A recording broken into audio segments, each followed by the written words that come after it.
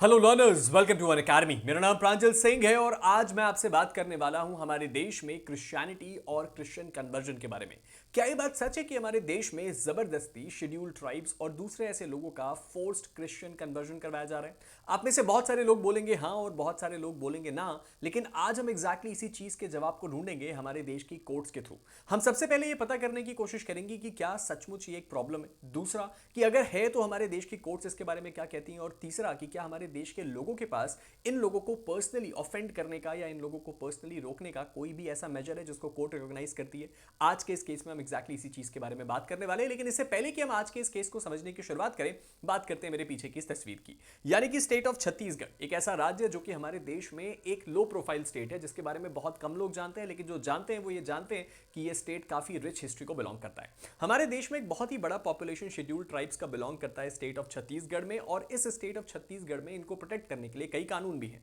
Recently state of Chhattisgarh की news हमने कई बार देखी थी फोर्स्ड क्रिश्चियन कन्वर्जन को लेकर, जिसके ऊपर मैंने इससे पहले भी वीडियोस बनाए हैं। केरला की दो नन्स का केस जिनको छत्तीसगढ़ में अरेस्ट कर लिया गया था, उनके ऊपर भी आरोप यही लगा था कि वो स्टेट ऑफ छत्तीसगढ़ में लोगों के ऊपर फोर्स्ड कन्वर्जन करवा रही हैं ताकि उनको क्रिश्चियनिटी में बदला जा सके। अंततः उनको बेल मिल गई थी और वो केरला वापस चली गई थी। लेकिन आज के इस मामले में हम समझने क्या वाले हैं? आज के इस मामले में हम छत्तीसगढ़ हाईकोर्ट के एक ऐसे केस को देखने वाले हैं जहां पे छत्तीसगढ़ हाईकोर्ट के दो जजेस, जिसमें एक चीफ जस्टिस हैं और दूसरे हैं जस्टिस विभू दत्त गुरु, इन दोनों लोगों ने इस मामले की सुनवाई करी और डिस्कस किया एक बड़े ही इंपॉर्टेंट क्रिश्चियन कन्वर्जन केस के बारे में। चलिए समझते हैं कैसे। यह मामला है छत्तीसगढ़ के कांकेर डिस्ट्रिक्ट का, जहां पे कुछ ग्राम सभाओं ने यानी कि विलेज काउंसिल्स ने एक होल्डिंग लगाई विलेज के बाहर, और उन्होंने उस होल्डिंग में यह लिखा कि क्रिश्चियन पास्टर्स और कन्वर्टेड क्रिश्चियंस हमारे एरिया में अलाउड नहीं है, वो इस एरिया के अंदर नहीं आ सकते। सिंपल सा कॉन्सेप्ट, एक गांव जिसके बाहर बड़े बड़े होल्डिंग्स लगे हुए हैं उसके एंट्री पॉइंट में कि कोई भी क्रिश्चियन पास्टर या कोई भी क्रिश्चियन,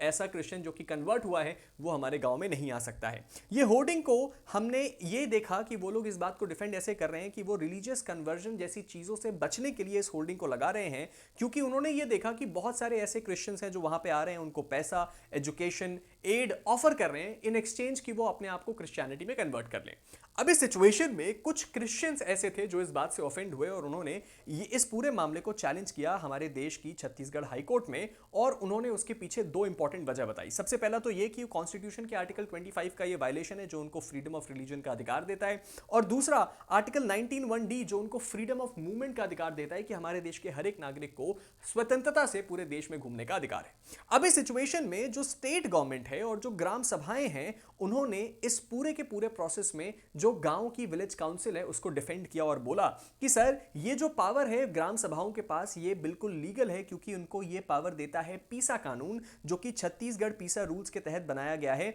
जो कि वहां के ट्राइबल कल्चर को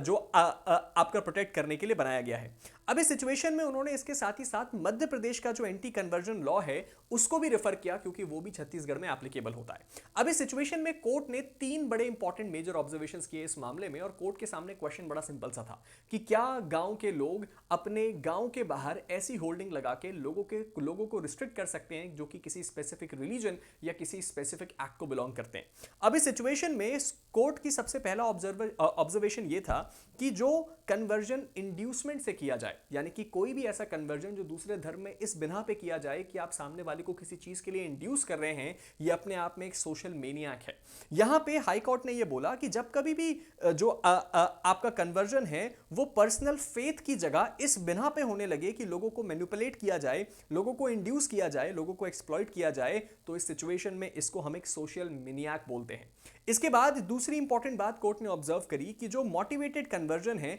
वो ट्राइबल आइडेंटिटी को खराब करते हैं, यानी कि हमारे देश में जो शेड्यूल्ड ट्राइब्स हैं उनको प्रोटेक्ट करना बहुत जरूरी है। अब इस सिचुएशन में अगर ट्राइबल जो आपके पीपल हैं उनका जो धर्म है वो बहुत ही डीपली टाई होता है उनके कल्चर, ट्रेडिशन और कनेक्शन के नेचर के साथ, यानी कि अगर आप कभी भी किसी ट्राइबल को देखेंगे तो उनका धर्म उनकी केवल आइडेंटिटी नहीं बल्कि उनके लिविंग स्टैंडर्ड और उनके लिविंग के तरीके से जुड़ा हुआ एक सिस्टम है। और ऐसे लोगों को अगर आप फोर्स करें या इंड्यूस करें कि वो दूसरे धर्म में कन्वर्ट कर लें, तो वो उनकी कल्चरल आइडेंटिटी को लूज करता है, उनकी कम्युनिटीज में डिवीजन लेके आता है और उसके साथ ही साथ टेंशन और वायलेंस क्रिएट करता है। और कोर्ट ने यह बोला कि इस तरह के जो मोटिवेटेड कन्वर्जन है वो इंडिजीनियस पीपल के आइडेंटिटी का क्राइसिस लेके आते हैं। और आखिरी जो सबसे इंपॉर्टेंट बात कोर्ट ने ऑब्जर्व करी वो ये था कि पहले जो आपके मिशनरी ग्रुप्स थे वो काम करते थे एजुकेशन, हेल्थ केयर और वेलफेयर के लिए, जो कि एक अच्छी बात थी। लेकिन अब कुछ ऐसे ग्रुप हैं जो इसी चीज को मिसयूज कर रहे हैं और वो पुअर और इलिटरेट जो ट्राइबल्स हैं उनको गलत प्रोमिसेस के बिना पे धर्म कन्वर्जन करवा रहे हैं ताकि उनको बेटर लाइफ मिल जाए, पैसा या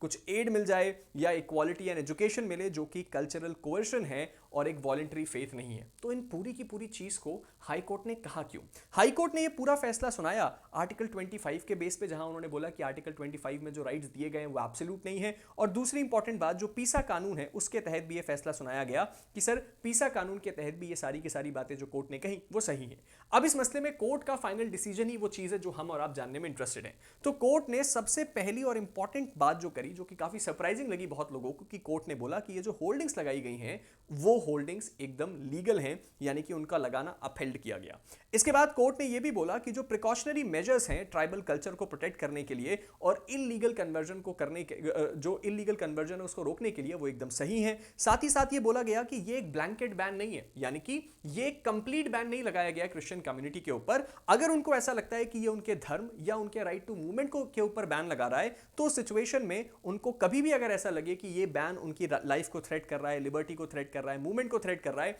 तो वो किसी भी समय पुलिस को या फिर जो आपको रेमेडीज पीसा कानून के तहत दी गई हैं उनका इस्तेमाल करके अपने प्रोटेक्शन को इंश्योर कर सकते हैं। इस पूरे मामले में हाई कोर्ट ने एक तरफा ये रूलिंग दी है कि इस सिचुएशन में जो फोर्स्ड कन्वर्जन हो रहा है वो एक प्रॉब्लम हो सकती है शेड्यूल्ड ट्राइब्स के लिए। और इस सिचुएशन में हमें इस बात का ध्यान रखना चाहिए कि आर्टिकल 25 दोनों ही धर्मों को प्रोटेक्ट करता है और अगर किसी भी ऐसे व्यक्ति को लगे कि ऐसे किसी भी एक्ट से उसकी लाइफ को या उसके रिलीजन को थ्रेट है तो वो जितनी भी रेमेडीज हैं उसका इस्तेमाल करके जा सकता है। लेकिन फिलहाल ऐसा कोई थ्रेट नहीं दिखता। अब इस सिचुएशन में आपका इस पूरे केस के बारे में क्या मानना है? क्या हाई कोर्ट का फैसला सही है या आपको लगता है कि इसके अंदर कोई और भी रीजनेबल पॉइंट ऑफ व्यूज हो सकते थे? क्या ये बात सच है कि यहां पे इस तरह के स्टेप्स उठाने के बाद हम ये इंश्योर कर सकते हैं कि ये चीजें होना बंद हो जाएं? आप अपना ओपिनियन नीचे कमेंट सेक्शन में जरूर दीजिएगा। फिलहाल हम इस वीडियो को एंड करते हैं, लेकिन वीडियो को एंड करने से पहले दो इंपॉर्टेंट बातें। सबसे पहला तो ये, अगर अभी तक आपने मेरे टेलीग्राम ग्रुप प्रांजल सिंह अकेडमी को फॉलो नहीं किया है तो उसको फॉलो कर लीजिए। मुझसे जुड़ी हुई सारी अपडेट्स, सारे के सारे वीडियोस की इंफॉर्मेशन और मेरी क्लासेस की फ्री पीडीएफ्स सब कुछ आपको इसी टेलीग्राम ग्रुप में मिलती है। और उसके साथ ही साथ रिसेंटली हिमाचल जुडिशरी का रिजल्ट आया जिसमें अनअकैडमी ने आपको रैंक 2, 3 और 5 ला के दिया है